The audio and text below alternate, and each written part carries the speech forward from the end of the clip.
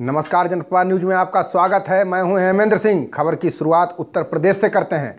उत्तर प्रदेश के मुरादाबाद में RTI activist हत्याकांड में फजीयत झेल रही मुरादाबाद पुलिस ने आखिरकार मामले का खुलासा कर दिया है। इस मामले में पुलिस ने एक सपा नेत्री सहित 2 आरोपियों को गिरफ्तार किया है। जनपद मुरादाबाद के थाना पाकबड़ा क्षेत्र निवासी आरटीआई एक्टिविस्ट कासिम सैफी विगत 27 दिसंबर से अचानक लापता हो गया था। कुछ दिन बाद लापता आरटीआई एक्टिविस्ट कासिम सैफी की बॉडी जनपद शामली के जंगलों से बरामद की गई थी, जिसके बाद से मुरादाबाद पुलिस इस बड़े हत्याकांड में मुख्य आरोपियों को बचाने की फजीयत झेल रही थी। पुलिस ने इस मामले में शूटर विकास चौधरी को गिरफ्तार कर पहले ही जेल भेज दिया था, लेकिन उसके बाद भी पीड़ित परिवार कासिम हत्याकांड से निराश था और बॉडी का अंतिम संस्कार करने के 2 दिन बाद अपने ही घर में धरने पर बैठ गया था, जिसके बाद से मुरादाबाद पुलिस फजीयत झेल रही थी। पुलिस ने आज इस मामले में सपा नेत्री अलका दुबे और कुलदीप नाम के आरोपी को गिरफ्तार कर हत्याकांड का खुलासा कर दिया है। पुलिस के अनुसार पाकबड़ा के पूर्व प्रधान हारून सैफी ने अलका दुबे की मदद से आरटीआई एक्टिविस्ट कासिम सैफी को मारने की सुपारी दी थी, जिसके बाद मुख्य शूटर विकास चौधरी मृतक को अपने साथ लेकर जनपद शामली पहुंचा था और अपने साथी कुलदीप की मदद से उसे गोली मारकर मौत के घाट उतार दिया था। पूरे मामले का साजिशकर्ता हारून सैफी विदेश भाग गया है, जिसके आने के बाद पुलिस उसे गिरफ्तार कर सकेगी। थाना पाकबड़ा क्षेत्रांगत एक व्यक्ति कासिम, जो कि आरटीआई एक्टिविस्ट था, उसकी गुमशुदगी दर्ज हुई थी 29/12 को। इसको मुकदमे में दर्ज किया गया था 3/1 को। इसके ऊपर कार्रवाई करते हुए हमें पता चला कि उसकी हत्या कर दी गई है एक विकास चौधरी द्वारा, जिसको पहले ही पुलिस ने गिरफ्तार करके भेज दिया था। किंतु इसमें और विवेचना जब की गई तब इसमें और भी लोगों के नाम आए, जिनको गिरफ्तार करके हमने आगे कार्रवाई की है। अगली खबर मुरादाबाद से है, जहां गन्ने की बकाया राशि की मांग को लेकर राष्ट्रीय किसान मजदूर संगठन के बैनर तले किसान 1 सप्ताह से धरने पर बैठे हैं, लेकिन प्रशासन ने उनकी सुध नहीं ली। यही वजह है कि धरना स्थल पर 5 किसान पिछले 4 दिनों से आमरण अनशन पर बैठ गए। हमारे बीच बहुत छोटे हैं, उनको बहुत बहुत धन्यवाद, स्वागत और नाश्ता अनशन दी यहाँ आए और अपना स्थान ग्रहण करें। आमरण अनशन कर रहे इन किसानों की हालत गंभीर हुई तो संगठन के राष्ट्रीय अध्यक्ष सरदार BM सिंह धरना स्थल पर पहुंचे। उनके आने के बाद प्रशासन हरकत में आया और सभी शुगर मिलों के अधिकारियों को धरने पर बुला लिया।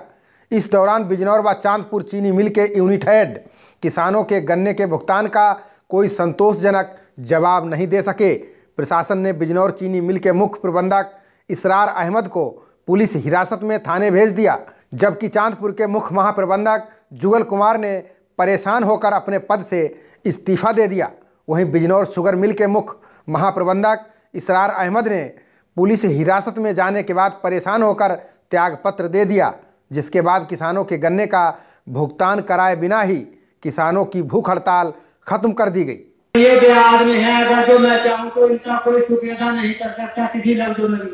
ये शायद उस टाइम के जो क्रांतिकारी लोग हैं, जो सरदार BM सिंह है, कोई इनमें से आजाद भगत सिंह है, कोई तात्या टोपे है। वहीं बिहार के रोहतास जिले में खाद के लिए किसानों के बीच मारामारी की स्थिति है। गेहूं में पटवन के बाद किसानों को यूरिया की दरकार है। ऐसे में किसान खाद के लिए मारे फिर रहे हैं।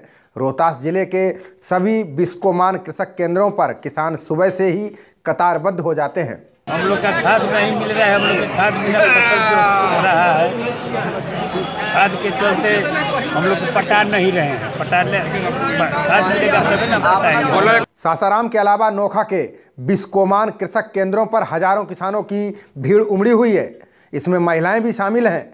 आधार कार्ड के माध्यम से बायोमेट्रिक सिस्टम द्वारा प्रति किसान 3 बोरी यूरिया दी जा रही है, जो किसानों के लिए नाकाफ़ी है। किसानों का कहना है कि वे सुबह से ही भूखे प्यासे चंद बोरा यूरिया के लिए भटक रहे हैं, लेकिन उन लोगों को खाद नहीं मिल पा रही है, जिस कारण खेती पिछड़ रही है। वहीं किसान कालाबाजारी का भी आरोप लगा रहे हैं। यहाँ आए हुए हम लोग सुबह से 4 बजे भोर से लगे हुए हैं। अभी हम लोग को खाद नहीं मिल पाया है और ठेपा हो रहा है आधार कार्ड का, उसमें 15-15, 20-20 अभी सुबह से 20-25 खाद मिला है लोग को। बस लोकसभा चुनाव जैसे जैसे निकट आ रहा है, हर वर्ग के लोगों ने अपनी अपनी गोलबंदी शुरू कर दी है। आज सासाराम में यूथ ऑफ इंडिया के बैनर तले युवाओं की एक बैठक हुई, जिसमें करगहर के पूर्व निर्दलीय प्रत्याशी आलोक सिंह भी शामिल हुए। यूथ ऑफ इंडिया के अध्यक्ष आदित्य कुमार की ओर से यह कार्यक्रम आयोजित किया गया, जिसमें निर्णय लिया गया कि जो दल युवाओं को अधिक से अधिक लोकसभा चुनाव में टिकट देगा, कार्यकर्ता उसी के साथ खड़े नजर आएंगे। सासाराम के गौरक्षणी में युवाओं की ये बैठक आयोजित की गई। बैठक को संबोधित करते हुए यूथ ऑफ इंडिया के संरक्षक आलोक सिंह ने कहा कि आज युवा वर्ग जितना सकारात्मक कार्य में लगेगा, देश और राज्य का उतना ही विकास होगा। यूथ ऑफ इंडिया उसी ओर अग्रसर है। संस्था के अध्यक्ष आदित्य कुमार ने बताया कि उनका उद्देश्य है कि रोहतास तथा आसपास के जिला के जो युवा हैं वो एकत्रित हों और अपने इलाके की समस्याओं से रूबरू करवाएं। इसके अलावा जो भी विकास कार्य हो रहा है उसमें युवाओं की भूमिका सुनिश्चित की जाए। अजीत जी, आज मकर संक्रांति के शुभ अवसर पे यूथ ऑफ इंडिया रोहतास में पहली बार एक जगह जुट के जिस तरह से हम लोगों में मकर संक्रांति के शुभ अवसर पे उसके सुबह में कोई कार्य का हम लोग संकल्प लेते हैं और पूरे रोहतास नहीं शाहाबाद में जिस तरह से राष्ट्रीय अध्यक्ष यूथ इंडिया के आदित्य जी सतत प्रयास से पूरे यूथ को जगा रहे हैं कि राजनीति में भूमिका क्या होना चाहिए और यूथ इंडिया का एक हम लोग का मिशन है। आम जनता से जुड़ी देश प्रदेश की तमाम खबरों के लिए देखते रहिए जनप्रवाद। नमस्कार।